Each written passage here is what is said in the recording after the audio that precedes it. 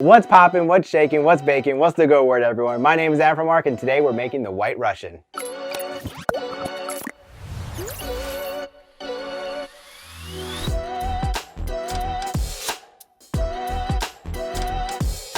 So before we get into this drink, I have a question for you guys. Do I look better without the apron or with the apron? You guys let me know in the comments down below. All right, so let's get into this drink. The White Russian uses 2 ounces of vodka, 1 ounce of Kahlua, and 1 ounce of heavy cream, or a 2 to 1 to 1 ratio. And it's built directly in the glass, so there's no shaker involved. All right, so for this White Russian, we're gonna build in the glass, which means we don't use a shaker, and we're gonna start by adding our cubes of ice. We're gonna come behind that with 2 ounces of vodka, or 60 milliliters.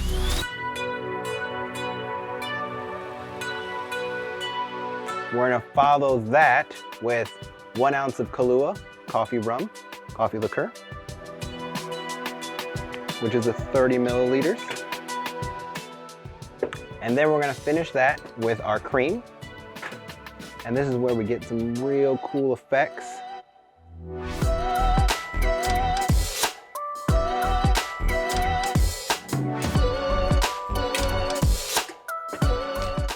So this is the White Russian, which uses 2 ounces of vodka, 1 ounce of Kahlua, and 1 ounce of heavy cream. Now I'm gonna bring in my photographer to tell you how it tastes.